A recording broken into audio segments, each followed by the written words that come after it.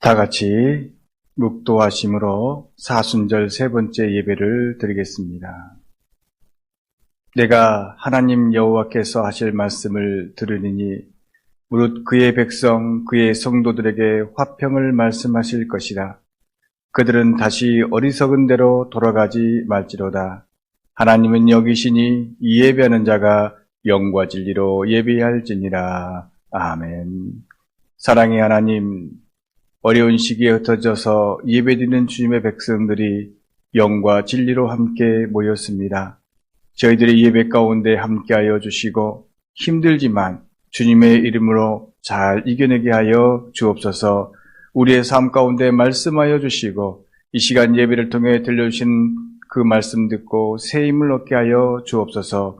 오직 주님의 말씀에, 진리의 말씀에 살아가기를 원하는 성도들을 지켜주시고 생명의 사람 되게 하여 주시옵소서. 흩어진 가운데서도 주님만을 생각하며 드리는 저희들의 예배를 받으시기 원하오며 예수님의 이름으로 기원하옵나이다. 아멘. 다 같이 찬송가 2장 부르시겠습니다.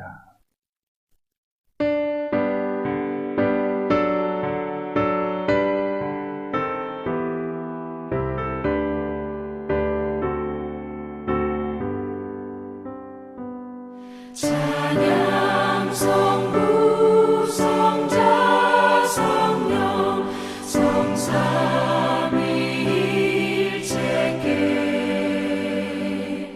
영원 무궁하기까지 영광을 돌리세.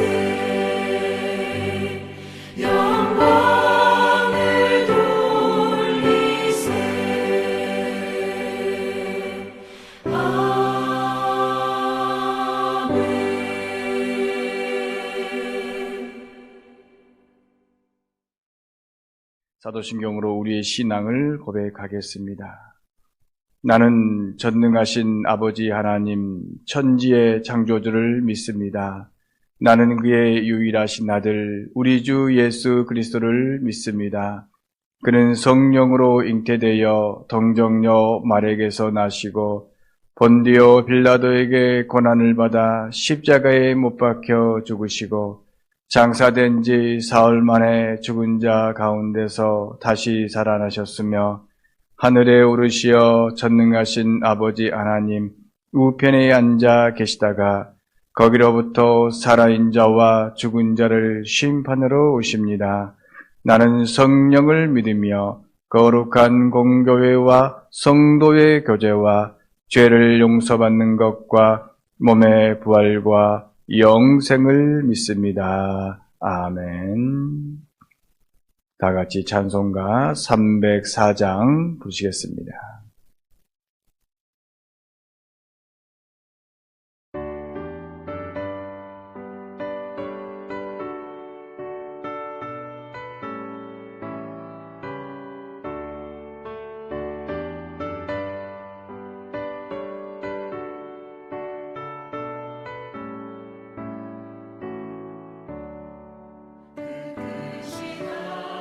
하나님의 사랑 알로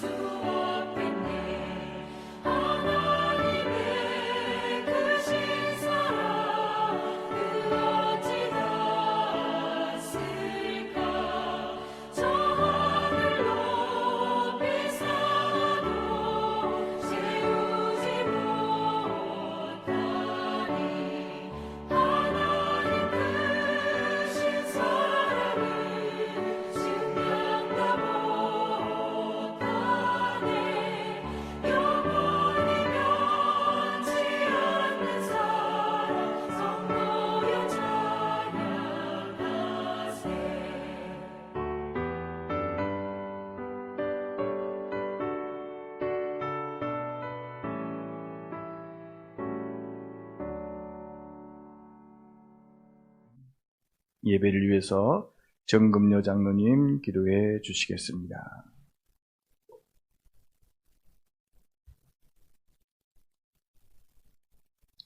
십자가의 사랑을 보여주신 고난의 잔을 마시기를 거부하지 아니하시고 땀방울이 핏방울이 되도록 기도하시던 주님, 그 참혹한 십자가의 피 한 방울까지도 아낌없이 쏟아주셨던 주님, 주님의 생애를 생각하며 돌아보게 하시고 온전한 믿음으로 거듭나는 시간 되게 하옵소서. 전능하신 주님, 지금 우리나라는 코로나로 인해 많은 사람이 생명을 잃고 어려움에 처해 있는 사람들이 너무나 많습니다. 국가와 세계가 하루빨리 안정되게 하여 주시옵소서. 그리하여 온 성도들이 주님 전에 모여 예배할 수 있도록 인도하여 주시옵소서.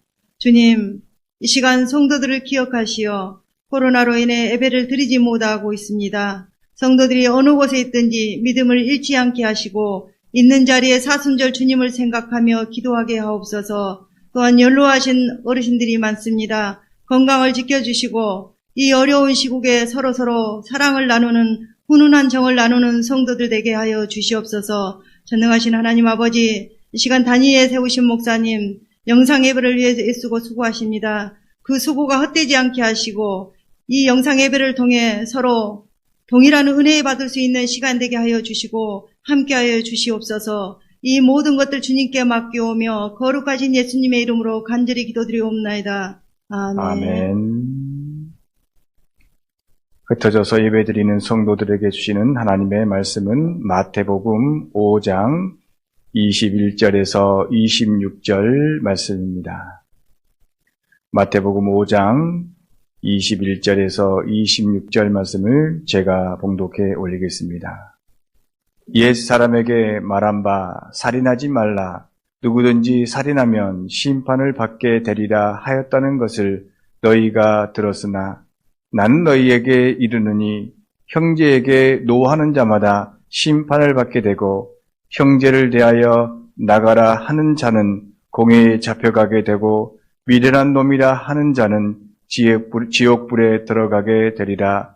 그러므로 예물을 제단에 드리려다가 거기서 내 형제에게 원망 들을 만한 일이 있는 것이 생각나거든 예물을 제단 앞에 두고 먼저 가서 형제와 화목하고 그 후에 와서 예물을 드리라.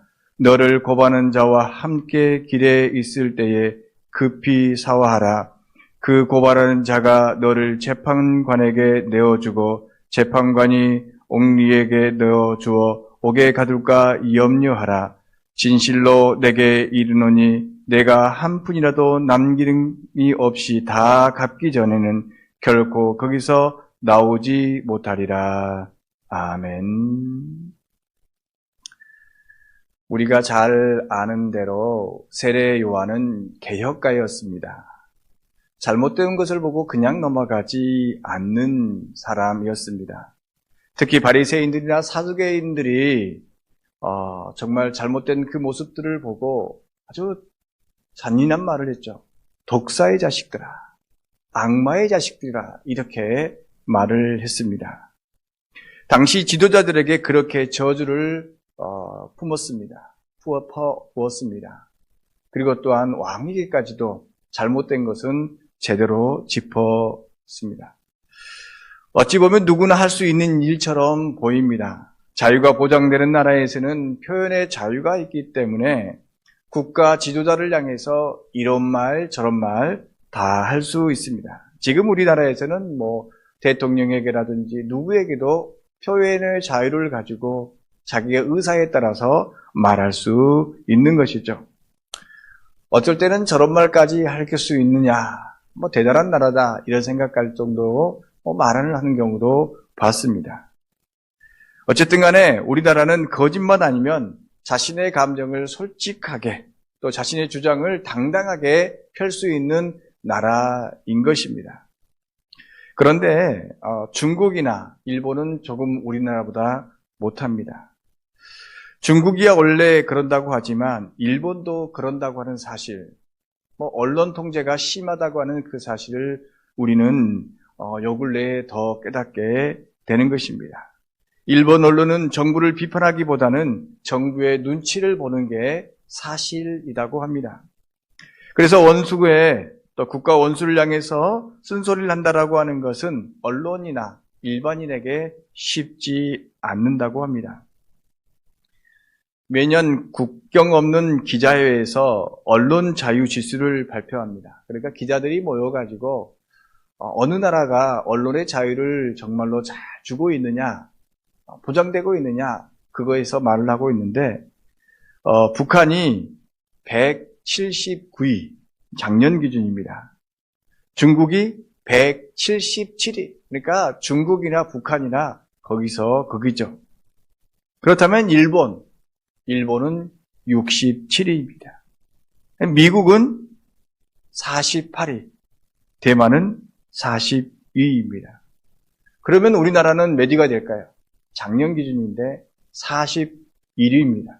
그러니까 우리나라가 대만이나 미국이나 일본, 그보다 훨씬 더 자유롭게 언론 활동을 할 수 있다라고 하는 것이죠. 우리나라는 1917년 63위에서 작년 19년에 41위로 올라갔습니다. 정말 우리나라가 미국보다, 일본보다 이 언론에 있어서 말하는 자에서 표현하는 데에서 앞서 있다라고 말할 수 있는 것이죠. 코로나19 사태를 볼 때에도 정말 언론의 말을, 그 말은 모든 것을 볼 때도 참 좋아졌다, 이렇게 표현하고 있는 것입니다. 그런데 민주주의가 발달하기 전 2000년 전에는 어떠했을까? 로마가 지배하고 있고 또한 힘이 지배하고 있는 그 시대에 예수님과 세례 요한이 사실을 사실대로 말한다고 하는 것은 정말 힘든 일이었습니다. 자신의 목숨을 내어놓지 않으면 불가능한 일이었습니다. 그래서 세례 요한도 정의를 말하다가 하나님의 말씀을 전하다가 또한 예수님도 그렇게 형장의 이슬로 사라졌던 것 아니겠습니까? 세례 요한은 그렇게 그 시대를 개혁하고자 하나님의 말씀을 외친 사람이었습니다. 예수님도 세례 요한처럼 하나님의 말씀을 외치셨습니다. 그래서 바리새인들과 사두개인들은 예수님과 세례 요한을 싫어했습니다. 그 이유는 이 예수님의 가르침과 자기들이 가지고 있는, 바리새인들과 사두개인들이 가지고 있는 이 말씀이 같은 말씀인데 다르게 적용되고 말해지고 있기 때문인 것입니다. 바리새인과 사두개인들은 누구보다도 하나님의 말씀인 율법을 알고 지키는 사람이었습니다. 사실 율법이라고 하는 것은 하나님의 백성으로 살아가는데 필요한, 정말 그 어떻게 살아갈 것인가의 그 길을 제시되는 말씀인 것입니다. 어떻게 사는 것이 하나님의 백성으로 사는 것인가? 왜 세상 사람들과 우리는 다르게 살아야 되는가? 그러한 말씀들이 바로 하나님의 말씀, 율법이라고 하는 것이죠. 그러므로 하나님은 율법을 통해서 세상 사람들과 다르게 또한 다른 방법으로 살아가기를 원하셨던 것이죠. 그런데 사람들은, 또한 바리새인과 사두개인들은 하나님이 주신 그 율법을 잘못 사용했다라고 하는 것이죠. 이 하나님의 법을 사람을 정죄하는 데만 사용했습니다. 하나님의 법은 사람을 살리는 법이지 결코 죽이는 법이 아닙니다. 그들은 율법의 근본 정신을 무시한 채 형식에만, 문자에만 매달려서 사람을 괴롭게 하는 만드는 법으로 만들어 버렸습니다. 그래서 예수님은 그러한 모습에 대해서 비난하셨습니다. 그렇게 하면 안 된다. 예수님은 그러시면서 자신을 따르는 무리들에게 말씀하셨습니다. 내가 율법이나 예언자의 말을 폐하려 온 줄로 생각하지 말라. 나는 율법과 예언자의 말을 완성시키러 왔다. 여기서 율법은 창세기부터 출애굽기, 레위기, 민수기, 신명기까지를 의미하고, 또 예언자의 말은 이사야로부터 시작해서 말라기까지의 말을 의미합니다. 예수님은 결코 하나님의 말씀인 율법과 선지자, 예언자의 말은 예언의 말을 결코 무시하지 않고 그것을 완성시키고 그것의 본뜻을, 참된 의미를 잘 밝혀주셨습니다. 하나님의 말씀을 완성시키기 위해서, 또한 살아있는 하나님의 말씀 되게 하기 위해서 그 말씀을 전하시고 그렇게 전하시다가 고초를 고난을 당하셨던 것이죠. 그러므로 이 율법은 또한 하나님의 말씀은 또한 옛날 거라고 해서 구약이라고 해서 무조건 버리는 것이 아니라 하나님의 말씀을 하나님의 뜻을 잘 깨달아서 마음에 새겨야 합니다. 이런 말이 있습니다. 목욕탕에 목욕물을 버리면서 아이까지 버리지 말라. 유명한 말입니다. 그렇습니다. 율법을 잘못 사용하는 것, 율법을 잘못 사용했던 그 모습을 버리되 율법 속에 들어있는 생명의 말씀은 버려서는 안 된다라고 하는 것이죠. 우리는 하나님의 말씀을 형식에 매달려 있는 그러한 모습들은 버려야겠지만 하나님의 말씀을 통해서 하나님의 음성을 들어야 하는 그러한 우리의 모습이 우리 가운데 있어야 하는 것이죠. 율법을 통해서 어떻게 사는 것이 하나님의 자녀로서 하나님의 백성으로 사는 것인가를 들어야 하는 것입니다. 그래서 어떤 사람들은 구약을 옛날 거니까 그냥 신약만 있으면 된다 이렇게 표현하는 사람도 있습니다. 결코 그것이 아니라고 하는 것이죠.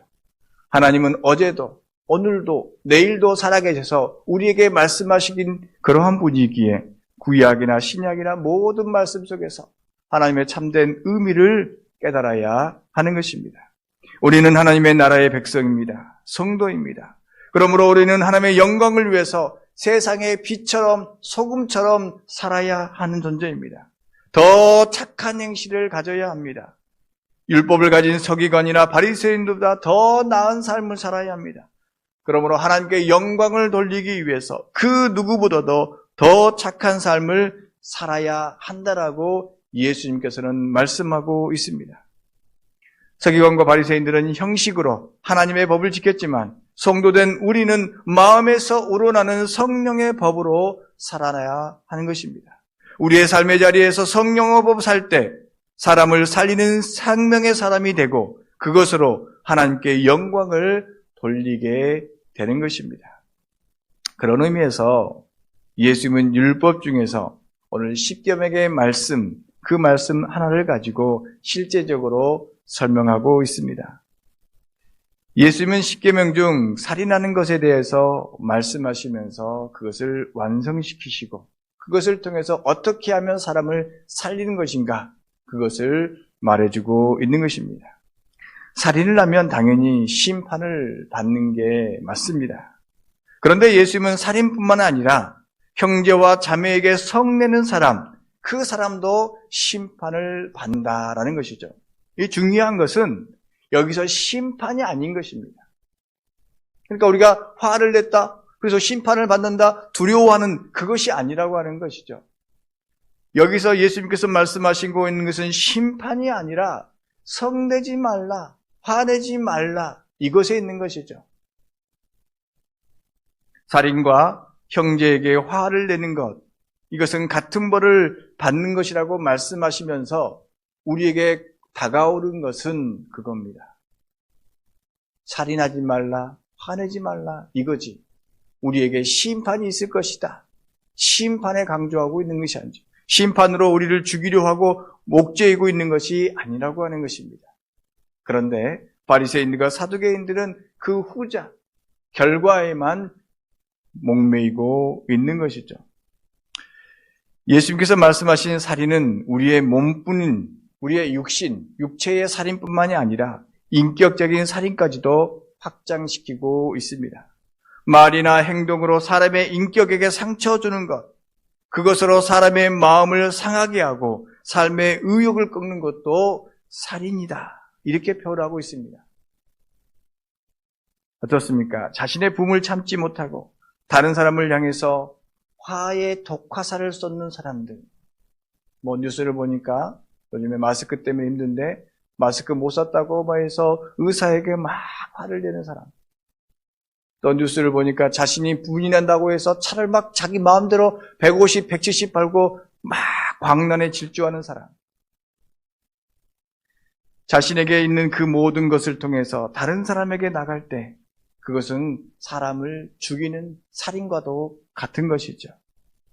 또 예수님은 히브리의 대표적인 욕, 라가, 이 라가를 말하지 말라고 합니다. 이런 사람은 공회에 잡혀갈 것이고 또 미련한 놈이라고 말하는 자는 지옥불에 던져질 것이다 말씀하고 있습니다. 여기서 히브리 라가라고 하는 말은 우리말로 번역하면 어리석은 사람, 이 정도로 번역할까요? 좀 더 격하게 표현하면 흔히 말한 대로 바보, 멍충이 이렇게 말할 수 있을 것입니다. 우리가 살다 보면 어리석은 판단이나 어리석은 행동을 할 수가 있습니다. 그렇죠? 이거 누구나 그럴 수 있는 것이죠.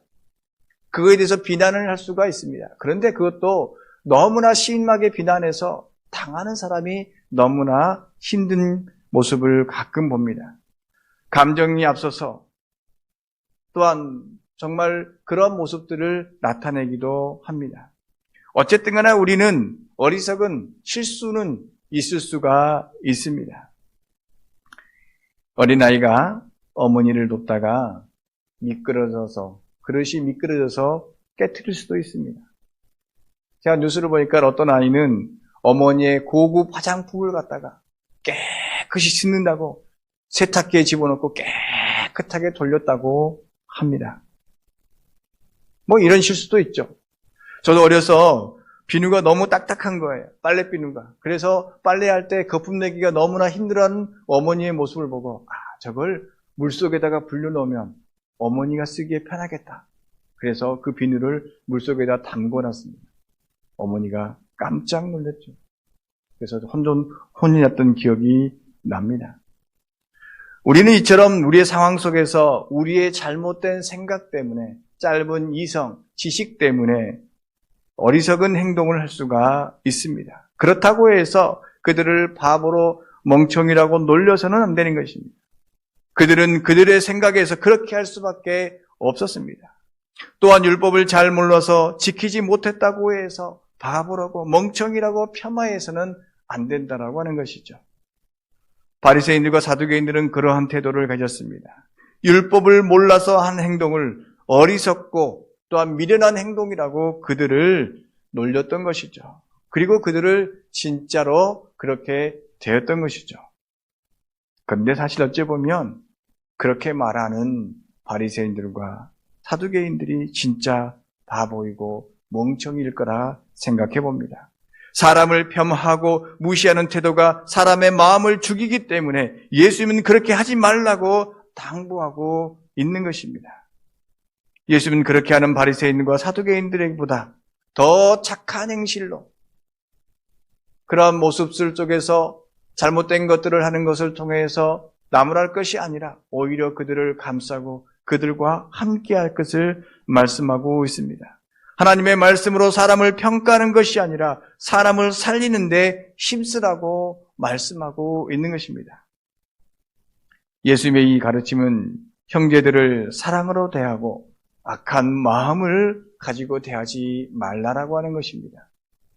예수님은 화해의 사절로 오셨습니다. 그러므로 그리스도인들에게 있는 것은 바로 화해의 은사가 있어야 할 것입니다. 이 화해의 은사만큼 값진 은사가 없는 것입니다. 예수님에게 있어서 제사보다 더 귀중한 것은 인간들끼리 화해하는 것입니다.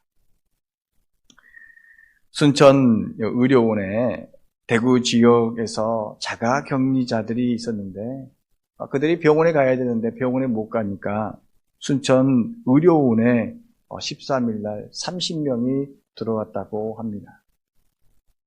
그러니까 우리가 순천에는 한 명밖에 안 나왔는데 사실은 지금 30명이 지금 자가격리됐던 사람들이 의료원에 와서 치료받고 있는 것이죠. 그리고 16일에는 60여 명이 들어온다고 합니다. 그런 받아들이는 마음이 우리의 마음속에 조금 왜 그럴까? 자기들이 알아서 하지. 이런 마음도 가질 수 있습니다. 그러나 이러한 어려운 때에 우리가 서로 돕고 서로 그들을 위해서 기도해주고 서로 힘쓸 때 진정으로 우리는 화해할 수 있는 화해의 은사를 가질 수 있는 그러한 성도가 되는 것입니다. 우리는 남과 북이 갈라져서 힘들어하고 있습니다. 또 동과 서가 자와 우가 서로 시기하고 때로는 질투하고 있습니다. 이럴 때 필요한 것은 예수님의 십자가의 사랑, 화해의 능력이 필요한 것입니다. 예수님께서는 말씀하셨습니다. 제단에 제물을 드리러 가다가 형제와 자매나 어떠한 원한을 품고 있는 것이 생각이 나거든 제물을 제단 앞에 두고 먼저 가서 화해하라. 또한 나를 고소하는 사람과 법정에 갈 때 내가 먼저 화해의 손을 내밀어서 내가 먼저 용서를 빌라라고 말씀입니다. 그렇습니다. 화해하지 않고 서로 미워하면서 드리는 제사는 아무 의미 없는 제사입니다. 하나님께서도 받으시지 않고 바로 헛수고라는 것이죠. 화해는 모든 문제를 해결합니다. 내가 먼저 손을 내밀고 화해를 요청할 때 비록 상대가 화해를 받아주지 않더라도 하나님은 아신다는 사실, 그 진심을 아시고 위로하십니다. 하나님은 나만 사랑하지 않으시고 창조한 모든 세상을 사랑하시고 구원받기 원하시고 세상의 모든 존재들이 서로가 서로를 돕고 살기를 원하고 있습니다. 그러므로 형제뿐만 아니라 이 세상의 모든 사람들과 올바른 관계를 가져야 합니다. 하나님의 마음으로 형제와 자매를 대하고 사랑의 말을 해야 합니다. 중고의 말을 할 때도 사랑이 담긴 말을 해야 합니다. 그러므로 우리는 화해를 통해서 생명을 살리는 성도가 되어야 합니다. 하나님의 백성은 이처럼 하나님의 율법을 지키되 문자적으로 지키는 것이 아니라 또한 그 율법으로 남을 비방하는 것이 아니라 사람을 살리는 말을 해야 하는 것입니다. 말 속에 독화살이 있는 것이 아니라 사랑의 말을 해서 상대방을 살릴 수 있는 그러한 능력의 사람이 되어야 하는 것입니다. 하나님이 원하시는 것은 우리가 하나님의 백성으로 사는 것, 하나님의 형상이 회복되어서 평화로운 하나님의 나라를 만들어 가는 것, 그것입니다. 사랑하는 성도 여러분, 주님은 율법으로 또한 하나님의 말씀으로 사람을 살리셨습니다. 그 말씀을 지키심을 통해서 하나님의 말씀을 온전히 이루심을 통해서 사람을 살리셨습니다. 결코 율법으로 사람을 비방하지 않으셨습니다.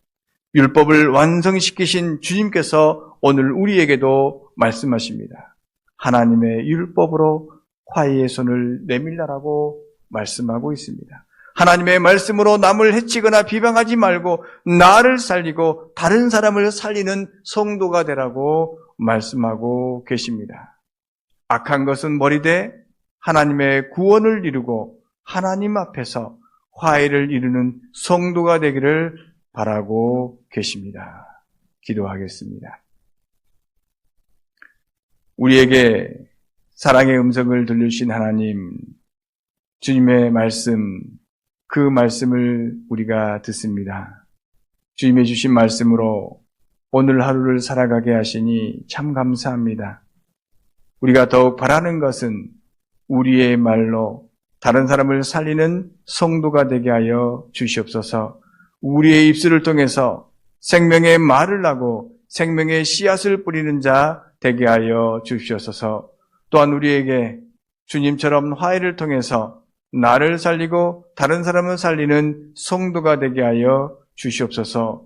서로의 부족함을 채우고 자신의 연약함을 고백함으로써 서로를 위해서 기도하며 손잡고 하나님의 나라를 향해서 달려가게 하여 주시옵소서. 코로나로 인하여 갈라졌던 저희들의 마음이 하나님의 말씀으로 하나 되게 하시고 서로를 향한 배려와 희생, 섬김과 나눔이 넘쳐나게 하여 주시옵소서. 특별히 모이기를 힘쓰며 흩어져서 주님의 사랑을 나타내기 원하는 교우들의 마음을 이루하여 주시옵소서. 평화의 왕 되신 예수님의 이름으로 기도하옵나이다. 아멘. 찬송가 620장 1절 부르시겠습니다. 620장 찬양하겠습니다.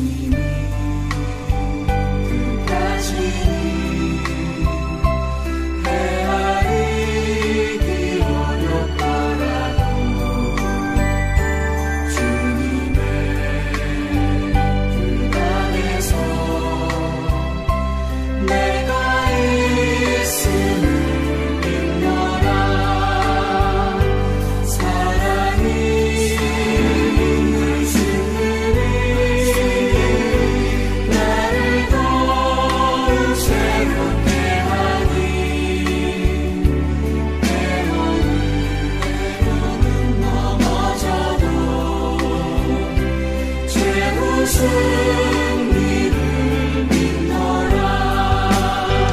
이 믿음 너무 세라. 주가 지켜주시랴. 어두운 밤에도 주의 밝은 빛 인도하여 주신다. 이 믿음 너무 세라. 주가 지켜주신다. 주의 뜻이 이루어질 때까지 믿음 너무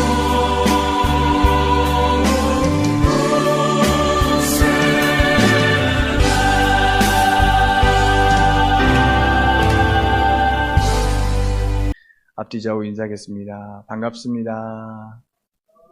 사랑합니다. 네, 주님의 이름으로, 주님의 말씀으로 이 어려운 시기를 이겨내길 바랍니다. 이제는 우리 주 예수 그리스도의 사랑과 하나님의 놀라우신 은혜와 성령님의 동행하심이 말씀으로 생명을 살리고 평화를 이루기 원하는 모든 성도와 가정과 자녀와 지금도 힘들게 질병과 싸우는 모든 이들 위해 이제부터 영원까지 함께 하시기를 간절히 축원하옵나이다. 아멘. 네, 예배를 마쳤습니다.